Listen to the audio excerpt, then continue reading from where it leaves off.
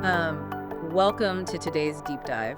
We are so glad you're here joining us because, well, today we are tackling something that I think everyone struggles with. Oh, totally. Yeah, it's a very universal kind of tension. Right. So, our source material today is this really fascinating philosophical and spiritual reflection. It's called The Sacred Balance of Consistency and Imagination. Which is such a great title. It really is. And the mission for this deep dive is basically to equip you with a framework for navigating that tension, the push and pull between the daily grind and that spark of creativity. Yeah, trying to figure out how to be disciplined without losing your innovative edge. Exactly, because it feels like you constantly have to choose between the two. So, okay, let's unpack this. The text actually starts with this incredibly famous quote from Oscar Wilde. Ah, yes, the classic Wilde provocation. Right. He says, consistency is the refuge of the unimaginative. And, when you first hear that, it just sounds so liberating, doesn't it? It really does. It's seductive. Yeah. It paints this picture that to be a true visionary, or even just like an interesting person, you basically have to be in a constant state of disruption. Yeah, it almost makes routine sound like this fatal character flaw. Like if you're doing the same thing you did last year, you're just stagnating. You're unimaginative. Well, and Wilde knew exactly how to provoke an audience, right? But the thing is, he was dealing in half-truths there. Okay, how so? So the source material we're looking at today completely dismantles that romantic notion of constant disruption. The author argues that treating structure and creativity as these opposing forces, it actually leaves us deeply impoverished. So they aren't enemies? No, not at all. Life, and honestly Scripture too, they just don't allow truth to sit neatly on one side of this debate. The text sets up this core thesis that the real question isn't whether consistency is good or bad. Okay, then what is the real question? The real question is whether your consistency is alive or dead. Wow. Alive or dead consistency. That completely shifts the entire landscape of this discussion. It does. Right. Because if we actually follow Wilde's premise all the way to its logical conclusion, we just end up in this state of constant, exhausting whiplash. Oh, absolutely. Think about just the mechanics of trying to achieve any goal. Like, if you constantly change your approach, say you switch your diet every 3 weeks because you crave a fresh approach. Right, because you want to be innovative. Yeah. Or you overhaul your whole business strategy every single quarter. Yeah. Don't our brightest ideas just end up collapsing under the weight of our own inconsistency? That is exactly it. You completely short-circuit the compounding interest of time. Yeah. Total chaos is just hostile to actual creation. Because you never stick around long enough to see the results. Exactly. And the text points this out using physics, biology, and spirituality. Growth fundamentally requires a stable environment. So how does the author frame that? Well, they use this very deliberate concept. They describe consistency as the very soil where depth is formed. The soil. Yeah, because we usually prioritize the seed, right? The exciting new idea, that sudden burst of inspiration. Oh, for sure. The seed gets all the glory. But a seed sitting on a concrete floor doesn't do anything. The soil, it isn't glamorous. No, it's just dirt. Right, it doesn't give you that sudden dopamine hit of a lightning strike revelation. But it provides that sustained, invisible friction that roots actually need to take hold. Consistency builds character, sustains vision, and actually produces fruit over time. I hear that, but I kind of want to push back on that a little bit. Okay, go for it. So soil is a pretty passive metaphor. It sort of implies you just sit there and let things happen to you. But the reality of sticking to a routine? It's hard work. It is. Especially when that initial high of a new project fades, it feels like intense active labor, like you're pushing a massive boulder uphill. Yeah, the daily grind. Exactly. So where does imagination even fit in when you are just grinding through an absolute lack of motivation? Well, that perceived friction is exactly why the text points to the scriptural concept of endurance.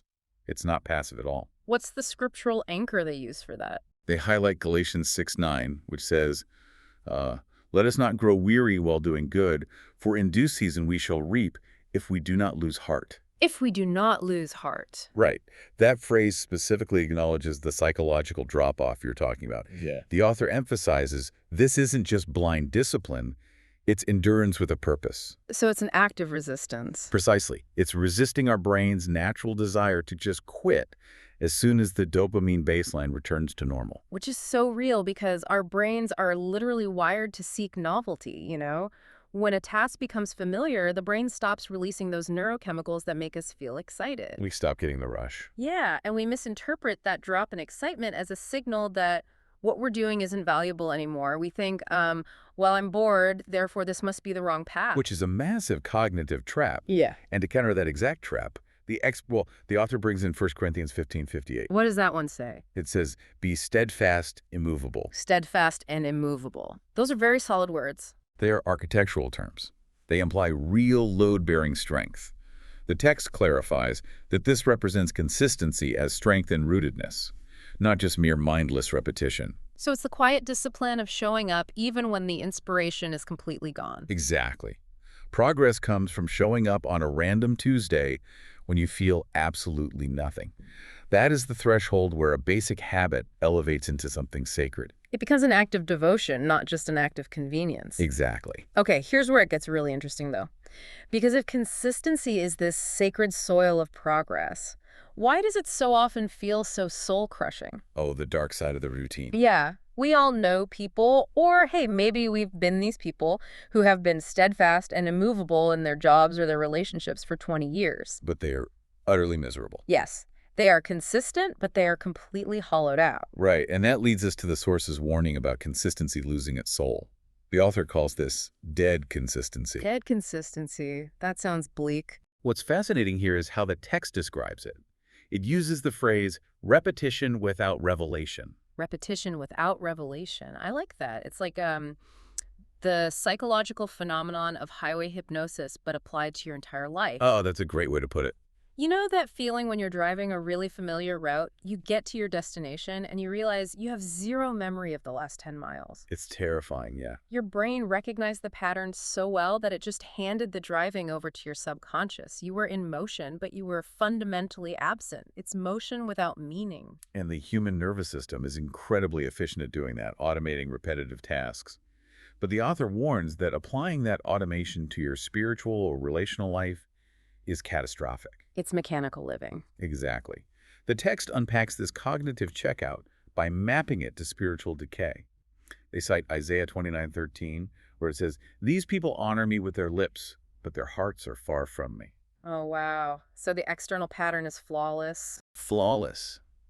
The words are right, the timing is right, but the presence is just completely missing. It's a zombie routine. A zombie routine, yeah. You're just honoring the streak, but you've lost the entire reason you started the streak in the first place. And we see that everywhere. Right. You see it in corporate environments constantly. Companies just executing these strategies that stopped making sense 5 years ago just because, well, that's how we do things here. The structure is there, but the spirit is gone. The author also invokes 2 Timothy 3:5 for this, which talks about having a form of godliness but denying its power. The ultimate hollow victory. Exactly. The shell is intact, but the life force inside has evacuated.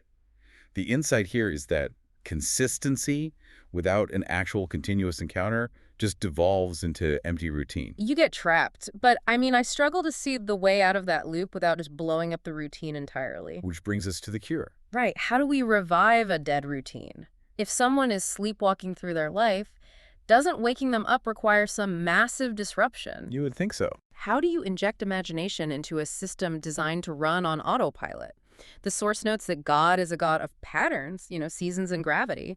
So how does the text reconcile that with him also being a God of newness? It feels like running in two different directions. Well, this raises an important question. And the issue is that you're assuming imagination requires a change in your external geography or your physical action. Doesn't it? Not necessarily.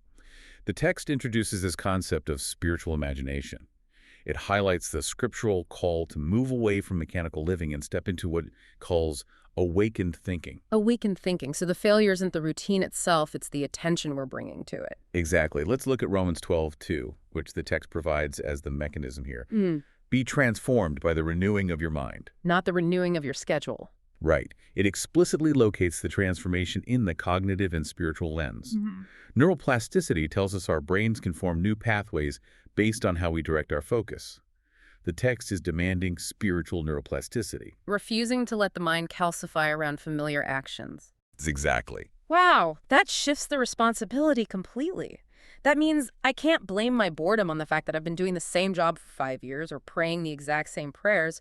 If I'm bored, I've allowed my perception to dull. Right, you've stopped looking for the nuance. And the author anchors this demand for fresh perception in Isaiah 43:19. Behold, I am doing a new thing.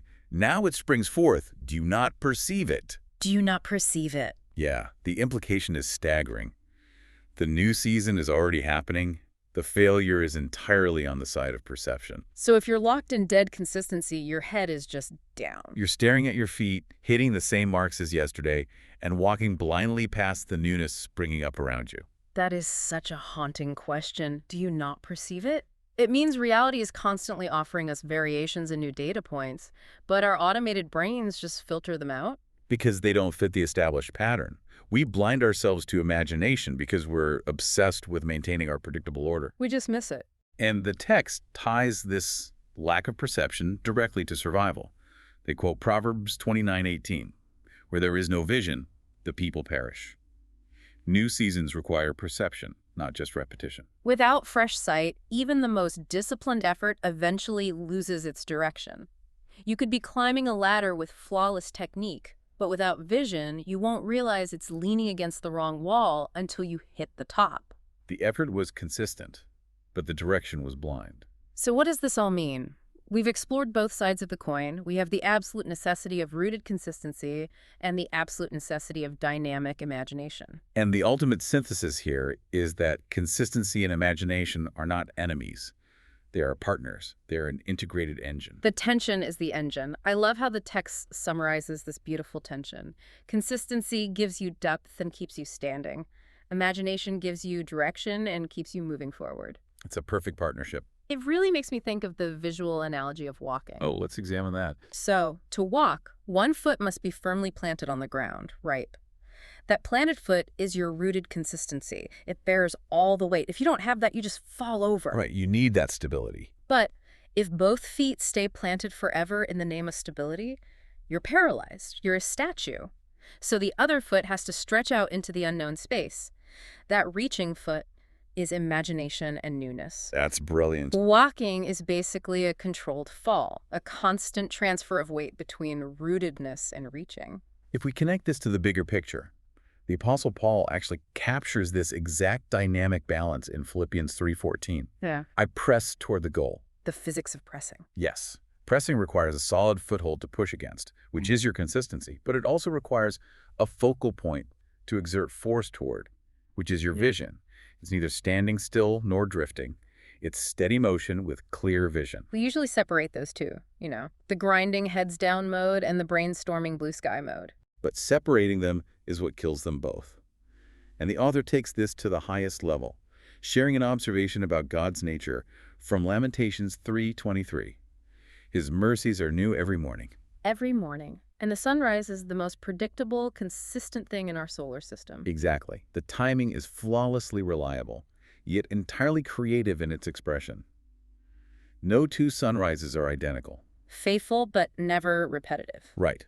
It shows a divine example of being consistent in love, but purely creative in expression. The laws of the universe are fixed, like gravity, but that constraint is what allows galaxies to form, instead of collapsing into chaos. The constraint doesn't limit the creativity, it enables it. It's like a river. Water without banks just spreads into a stagnant swamp. It has no force. Right, no direction. The river banks are the discipline, the consistency. By restricting the water, they create hydraulic pressure. The tighter the discipline, the more powerful the imagination becomes when it flows through that channel. That is the synthesis the author drives home. Imagination, when guided rightly, doesn't destroy consistency. It purifies it. It burns off the dead wood of mindless routine. Exactly. We want living consistency. A consistency that adapts, deepens, and grows roots that can still stretch. Living consistency. I love that. A structure that breathes. Well, for you listening to this, I really urge you not to abandon consistency just because you crave creativity. Yeah, a new city or job won't fix an internal lack of perception. No, it just resets the clock until you're bored again. But on the flip side, don't abandon creativity just because you seek stability. Don't use your stable routines as an excuse to shut down your imagination. You need both feet to walk. Let discipline carry your vision and let vision renew your discipline. A life fully alive is one that is faithful enough to endure and awake enough to evolve. And as we wrap up, there's a final lingering question you should ponder on your own. What's that? Well, if dead consistency is simply repeating without reflecting, look at the daily routines in your own life right now. Mm. Your work habits, your relationships, your personal rituals. The things you do every single day. Exactly. Ask yourself, are those routines actively tending the soil of your growth? Or have they subtly become a comfortable substitute for actually moving forward? Are they generating friction or are they a hiding place? That is a profound thought to end on. Well, thank you so much for joining us on this deep dive. It's been a great conversation. Thanks for having me. We will catch you all next time. Stay awake out there.